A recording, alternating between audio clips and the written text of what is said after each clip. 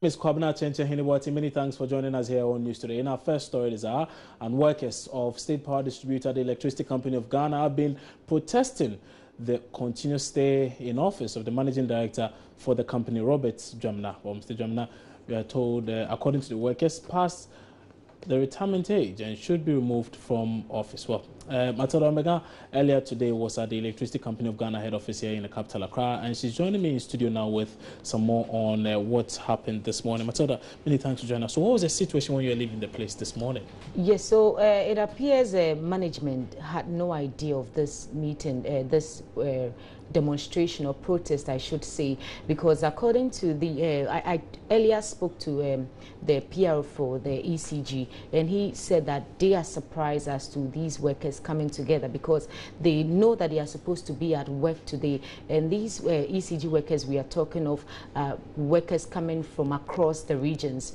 These are reps coming from across the regions to present a petition to management, which was, however, not accepted by management. They refused to come out because, yes, one, they haven't been notified about this demonstration or protest, I should say, this morning. So, one, they reject this petition that was presented this morning.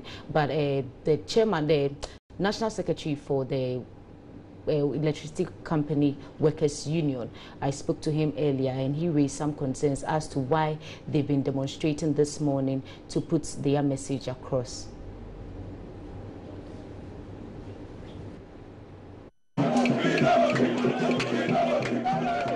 They have put our resolution across to management. You know, in the company, at the age of 60, everybody must proceed on retirement prior to his leave prior to retirement. And as at 1st September, we all know that our current MD must go on retirement. So we were expecting him to proceed on his leave prior to retirement, but this did not happen. So as at 5th September, we had a NEC meeting where all the national executive met, and this resolution was passed that we should write to the board to inform them, notify them about his age retirement issue. And this was done on the 6th of September. when the letter was sent to them, as we are speaking now, we have not heard anything from our management. The man has been in office up to date. And on the 28th, that is last Wednesday, was his retirement age. He had his 60th birthday party in the region, in the head office here. And we realized that from that day, we also have a reliable information that he has been given 1 year extension. And we think that is not the best way, because in the previous years, we have had MDs who has also worked for this company for so many years. And we know previously our former MD, Cephas Gakpo, he improved the system. In fact, he had network into our system, and we realized that he has done his best. At the age of 60, he bowed out. Reverend Engineer Otimensa also came, also went out with, he also put up a lot of edifice for us, and we have all appreciate all their work. Today, we are saying that this man who has contributed his quota to the company, and we appreciated it. But this is the time, that is at the age of 60. He has to go, so that somebody to come. And we say in Ghana, we say, Mokwaya ni Mokwaba. If somebody have not gone, how do you come to also become the MD? This is what we are requesting. And since it is his retirement, we said he should go. That is all. So exactly. So what? Yes, when we are not the appointing authority, but we know at the age of 60, it is clear. Even before 1 year to your retirement, you are written to remind you to prepare, put your house together before the age of 60. So now, let's assume that the age of 60, the first year, they did not do it. But we are saying that we have notified the board, and we have copied the Ministry of Power about this issue. And as we are speaking now, nobody has written anything to us. But all that we heard is that he has been given extension of 1 year. You heard? Have you seen? It's a reliable. Where's the evidence? Please, if somebody is 60 years, you need not to be in office, and he's in office. So does it mean he has not? The extension of 1 year. I'm telling you, it's from reliable source. Find out from him. Then what is he doing in the office at the moment? Because at 60, you have to leave office. You even go leave proud to retirement. Leave proud to retirement. It's a concern to the workers, because we said Mokwaya ni Mokwaba. Somebody too must also be the MD for some time. And that was National Secretary of the ECG Workers Union, Frank Bedo, in an interaction there with the media. I still have here with me Matilda Pomaga. She was on the ground earlier this morning, and she's still here with us telling us a lot more. So, Matilda, this is the petition they sent to the authorities. They want the managing director out. Exactly. So how did this result in the chaos we saw earlier, to a point where, in fact, some glasses were broken? Yes, at some point, the police had to even be invited to the place to ensure, because things were really getting out of hands. Like I told you earlier, management was not aware of this morning's protest. So they were being prevented access to the main building. So some of them forcefully hit the main, the door to the main building. That was why the glass got broken.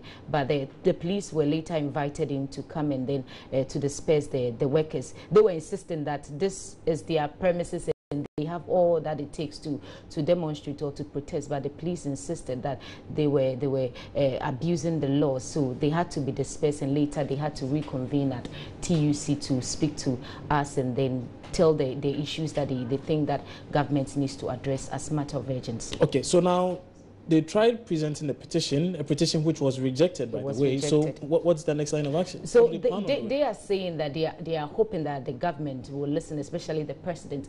One message they are getting is that government is intending extending this MD's time in office. Another 1 year is being given to him, which they are not sure of. So if they are saying that if within this period nothing is heard about it, then they would intensify their next line of action, which they didn't put across. Is this MD's continuous stay in office in any way related to this concession arrangement between the ECG, Midday, and the other stakeholders? That is what some of the ECG workers are alleging, that he has a hand to play in all these issues that is already outstanding. Okay. So for them, they feel that they are not saying he should leave. It is compulsory. He's 60. He's 60, needs to proceed on retirement. He's supposed to proceed on retirement. Okay. Matilda, many thanks for that update. That was Matilda Pomaga returning with a lot more details from what was happening at the ECG head office here in the capital, Accra. But away from that now, and Ghana has been urged to invest more in developing counter-terrorism infrastructure. Now, although satisfied with Ghana's steps towards building counter-terrorism infrastructure, the AU Special Envoy on Counter-Terrorism admits that member states need to invest more in developing such facilities to combat terrorist activities on the continent. Well, I think that every member state of the African Union has to do more, in its counterterrorism effort. For instance, we have to have a clear counterterrorism architecture that involves, all the players and stakeholders. And then you have to have a clear counterterrorism architecture, a structure that addresses counterterrorism specifically. So in those areas, I would say that all member states have a little bit more to do. Others are doing a little more than others and things like that. In the case of Ghana, we are in an area where we don't have to take things for granted. Not just because we haven't had an attack, but we'll have to prepare, because the focus is on prevention more than combating terrorism. So we need to prepare. The time we have now is for us to really prepare. And we have deployed troops in Mali. Recently, they are supposed to be deploying in one of the very serious areas. Our Air Force guys are supposed to be going to Gao. That puts us, in the eye of the storm. So we need to really prepare and be ready. You mentioned research as well. Lieutenant Retired Colonel Bevlo Latte also emphasized the need for AU members to research more into the teachings of religious groups to better understand how and why they become breeding grounds for terror attacks. I think that it's research and study that has brought us where we are now. But you see, the threat there's quite some metamorphosis when it comes to the threat of terrorism. The bad guys want to be a step ahead each time, which means that you can't stop studying, you can't stop researching into what is going on, and you can't stop bringing up, new plans as to how you want to, counter what is going on. For instance, the terrorists tend to use very charismatic people to send messages, and it's across board, whether on the internet or whatever. Now, what is our counter narrative? And who are carrying that counter narrative? These are areas in which, there's need for quite some research, and for nation states or member states of the African Union to see what exactly they want to do by way of a counter narrative. If there is a narrative which is encouraging people to, get violent or violent extremism and things like that, then nation states should have a consensus effort, to have a counter narrative as to how, people would, perceive terrorism and perceive counterterrorism. For instance, how are children brought up? What training are they getting from extremists? And what is the counter? Do we really know what is done in the madrasas or makaranta that we call them? Do we know what they are taught? Do we know who is teaching them? Do we know the purpose for which certain makarantas would be run? These are areas of research that we want to go into and bring some strategies that would address the issue of terrorism more effectively.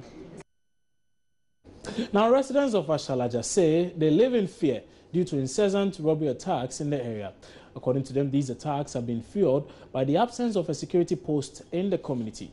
The residents say attempts to get the Ghana Police Service to provide security for them has yielded little results. Derek Ekosam was there and has come through with this report. Like most developing communities, the absence of a security post in the area is a major concern to these residents who have toiled to acquire their properties. According to them, every week about 4 houses are broken into and properties stolen.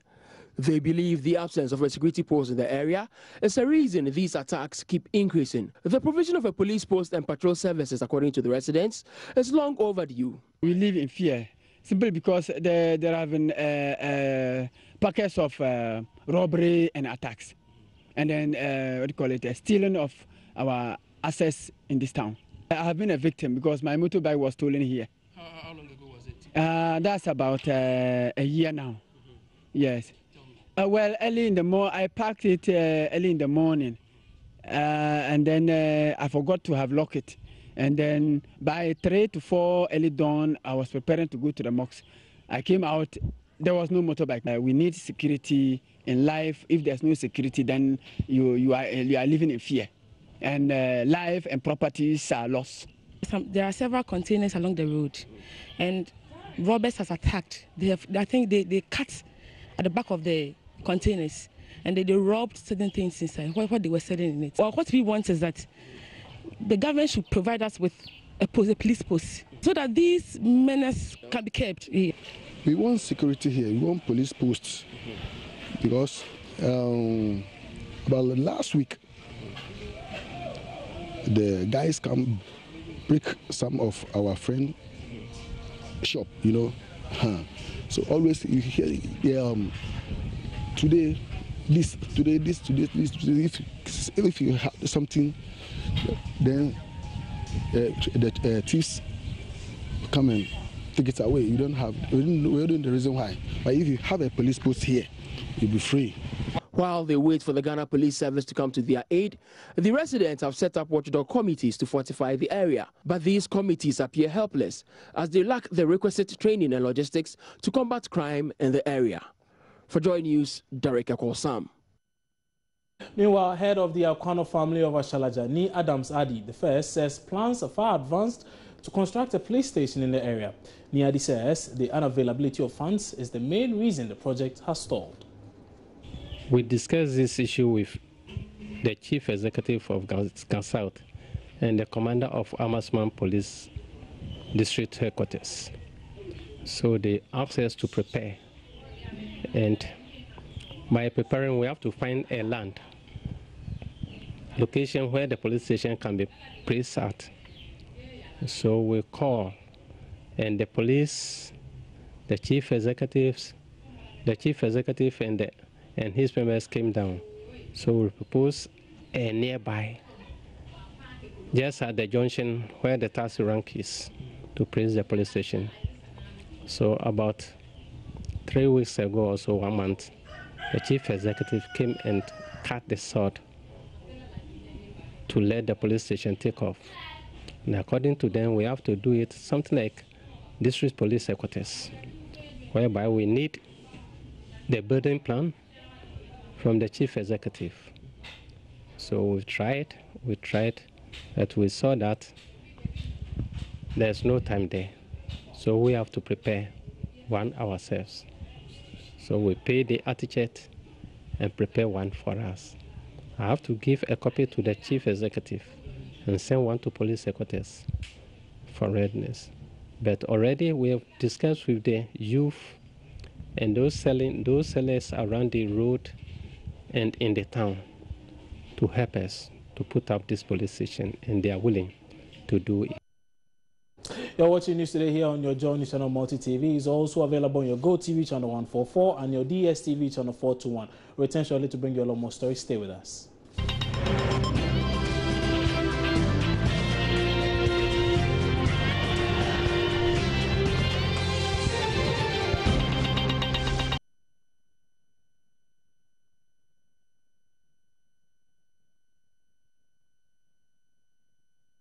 Many thanks for staying with us here on News Today. Some more stories now. And across Ghana, there's massive growth and expansion in infrastructure, both in the public and private sectors of the economy. New projects are emerging in different parts of the country, from high-rise buildings to recreational parks. But there's a disaster scare.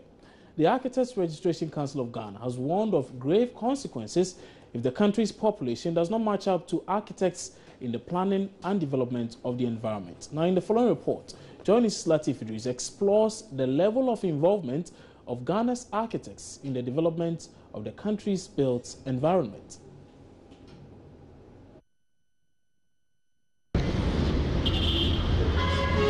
Ghana's built environment continues to see a sharp rise as new facilities like schools, hospitals, high-rise office, residential complexes, and recreational parks continue to spring up.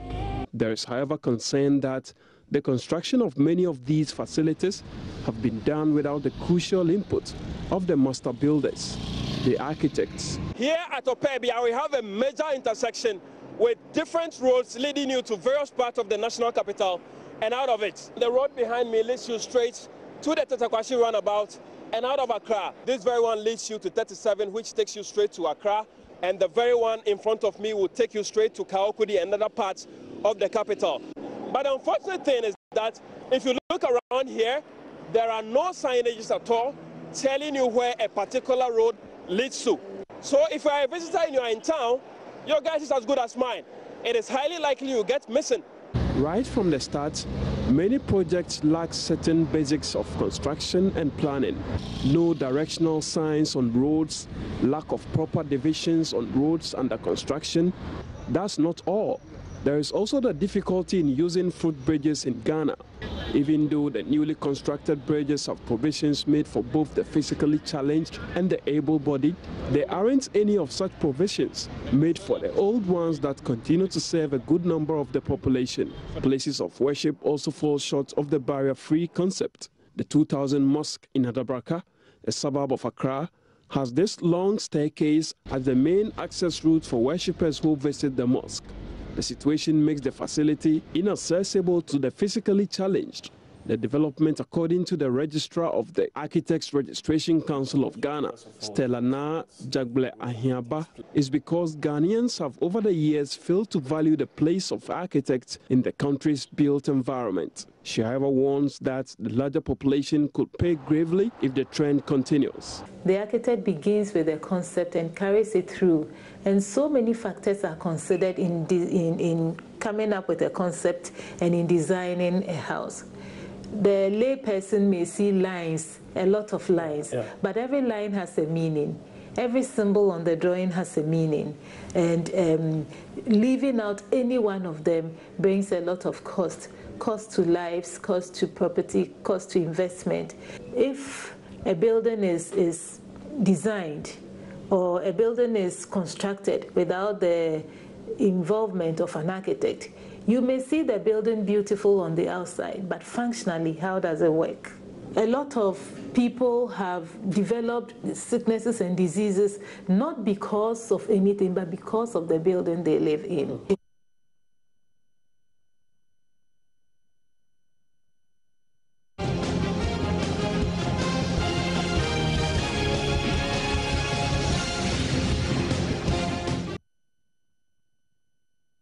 Now, Youth and Sports Minister Neelanthi van der Poel has urged party supporters to have faith in the NDC and vote massively for him in the upcoming polls to represent the Ododo constituency in Parliament.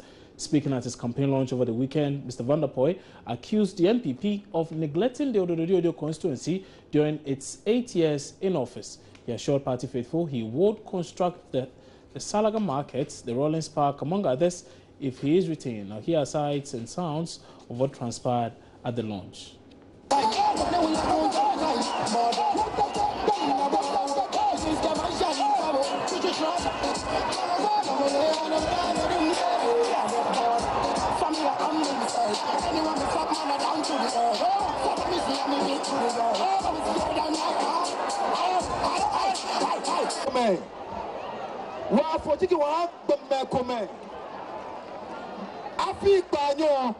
One no kokura yo do.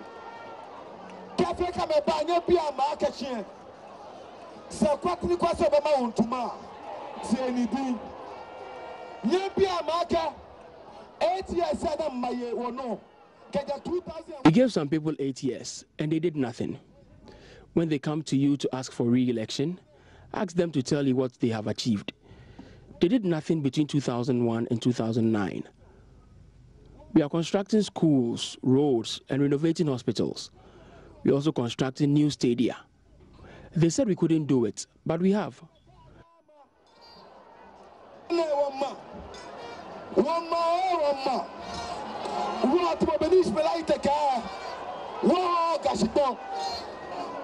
Stadium, boxers, swimmers, volleyball, handball, and a Ni okay no fail the first Tito Mama. Ni okay no fail the second Neelanthi van der Poel. Ni okay no fail the third Toko van der Poel. We are constructing an ultra-modern stadium so our boxers, swimmers, and handball men and women can practice from there. By the end of this month, we will start constructing the ASHALAJA market. I promise to step down if the ASHALAJA market is not constructed. We will also start working on the Rollins Park. John Mahama is the first king of accomplishments. Neelanthi van der Poel is the second king of accomplishments. Alfred Oko van der Poel is the third king of accomplishments. The ASHALAJA market, Rollins Park, Slaughterhouse, and other places will be constructed and renovated. We are also dredging the Korle Lagoon. We will change Accra and your lives as well. My brothers and sisters from Old Fadama, Alfred Oko van der Poel is here. The party's chairman and general secretary are all here. I swear to God that the stories that were told you by our opponents that you'll be evicted from your homes should you vote for us are false. We will never chase you away because you are all Ghanaians. We will not demolish your structures again.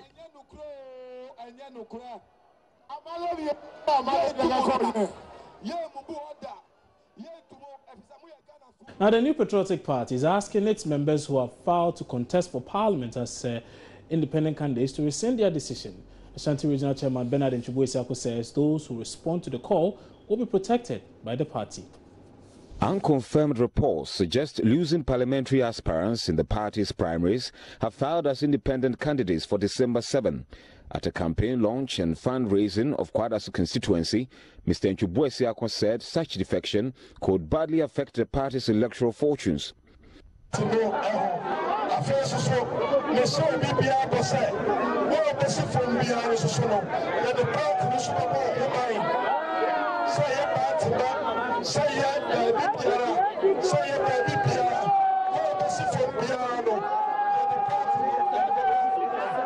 National Youth Organizer Samia Wuku said an MPP government will abolish sale of police recruitment forms and make it free.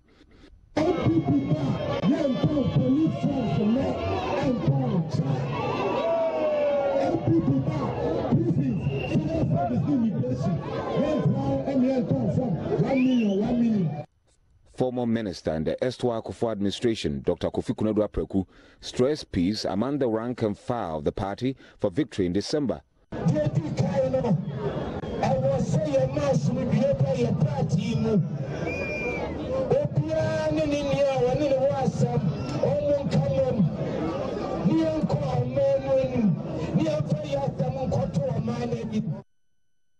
Now, there's brewing tension in Ejumako Besiansi following threats of reprisals by some NPP members.